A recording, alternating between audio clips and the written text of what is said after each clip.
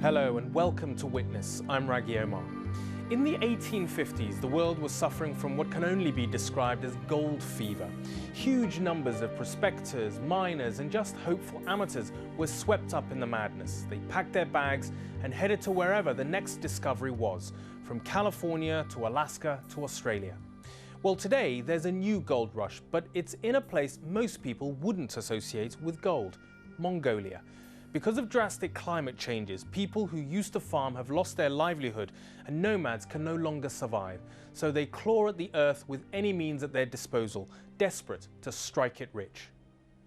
Now, you'd expect gold rushes to be led by geological engineers and business executives in suits. Well, not in Mongolia. This is gold mining by the people and for the people. And one thing the gold diggers have staked a claim to is their name. They call themselves Mongolian ninjas.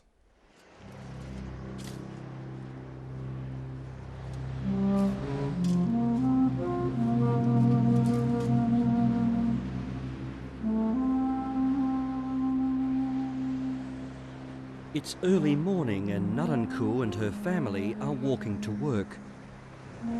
A 4-kilometre trek to the upper reaches of the Oyanga Valley in central Mongolia, where their hopes for a better future lie buried. We've come from far away to this place. The gold we find here helps us survive.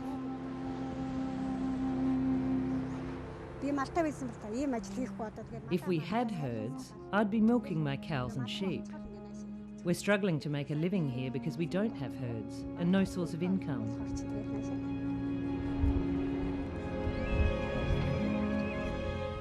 Naranku is 42 years old and matriarch of the family business. The whole family, my husband and 4 children, have come here together. Our youngest son was born with autism and can't speak. We can't afford to pay for his medical expenses. We have to carry him on our backs, since he can't walk by himself, and he might fall into the holes.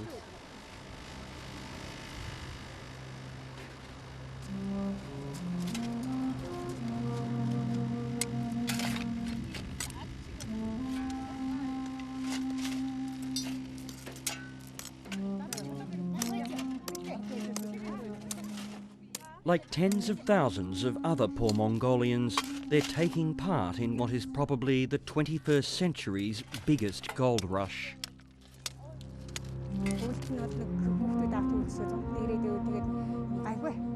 We come out here during the summertime to make and save quite good money.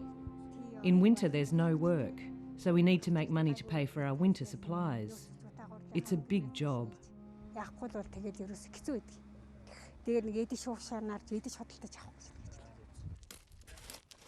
10 years ago, most of these miners were nomads, out on the vast steppe with their herds. But then the country was struck by a combination of drought and a zud, a devastating 30-below snow blizzard that wiped out many herders' entire stock. Our family had a herd of horses, about 20 horses.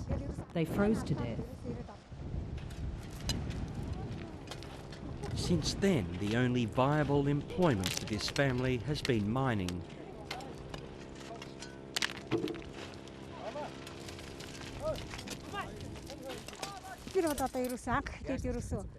We first came here about 4 years ago. Back then, we didn't even know how to find gold. We couldn't even use a pan. But one of my brothers came here before us.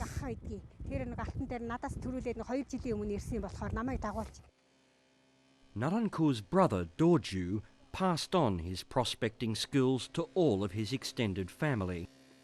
Like most miners in Mongolia, they work for themselves, not a mining company. Dorju explains how these independent miners came to be known as ninjas. This name for us, ninjas, originated here in this valley. A company called Erel had a gold mine and wouldn't allow individuals to dig for gold here. So we'd enter the land secretly at night and pan dirt for gold. Then when their security guards shone their flashlights on us, we'd run away from them. As we were escaping, we looked very similar to those teenage ninja turtles, you know, from the cartoons.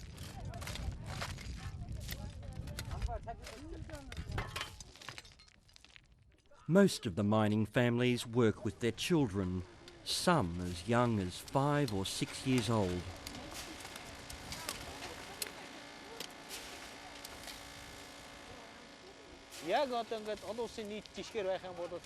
Maybe international laws and regulations forbid children less than 16 or 18 from working, but here this is impossible to follow.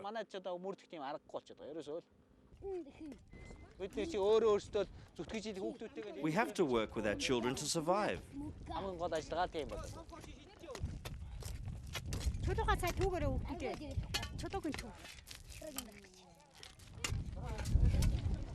But for Naranku's children at least, digging for gold is confined to the summer holidays.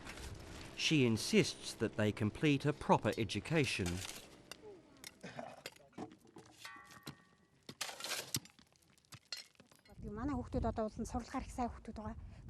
Our children are usually pretty good in their studies. The teachers have plenty of good things to say about them.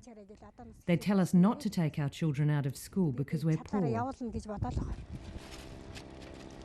Naranku's second daughter, Surempagma, is eager to pitch in for her parents during the school holidays, despite the filthy and rough conditions. Of course I want to dress and act like girls of my age, but life here is not that simple. I'm here to help my parents. I'm not here to entertain myself and play around. Soon I'll graduate from high school and I really want to become a teacher.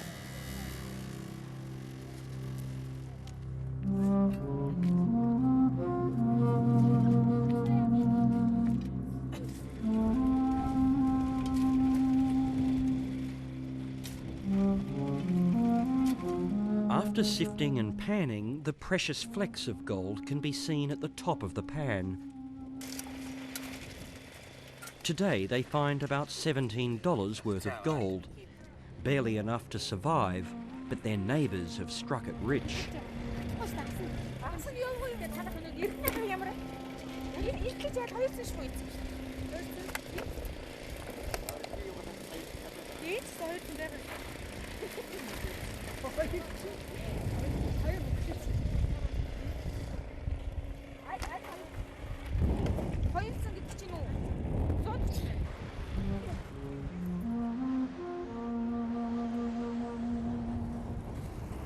After an exhausting 12-hour day, the family are hungry.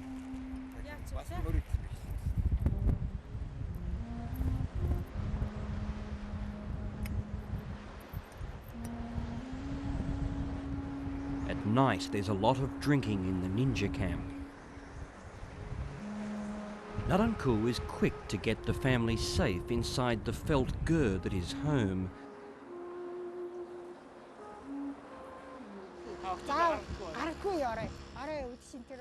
In the evenings, I don't let my daughters go out on their own. If they have to go out, they're with their father or brother. Dried dung is the only fuel available, but it's very efficient.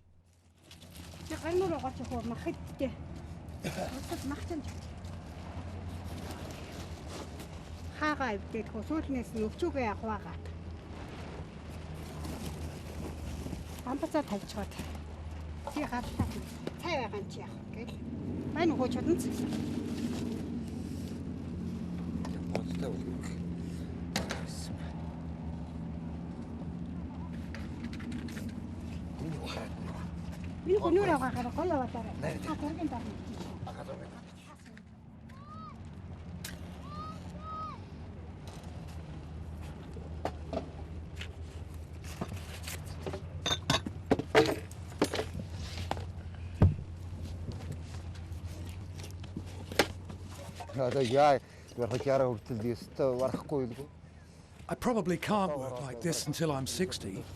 I'm already 46 years old. Since my childhood, I've done a lot of manual work. I never took much medicine as I didn't get sick often. Now, I'm getting sick easily.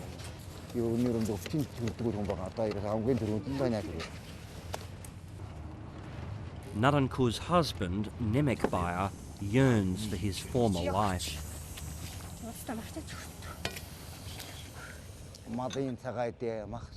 It's so nice to be out in the fresh air, out in the open steppe with the herds. We say everything from our traditional animals except their breath can be used. They provide us with everything that we need, such as milk, skins, whatever. Our children want to buy herds when we have enough money. They should never become ninjas. Despite the hard work, Nemekbaya says mining has been a godsend for his family, especially in caring for their disabled son.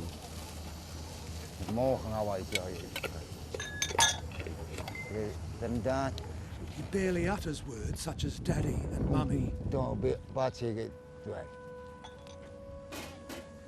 He does his toilet in his pants. He can't walk by himself.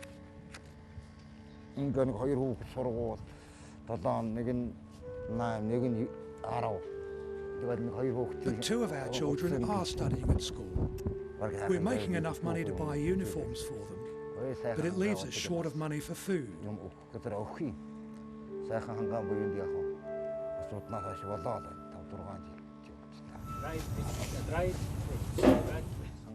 Since the Dzud, Mother Nature still provides for us. But if we'd stayed in our native village, we would have been starving, as we have no herds left.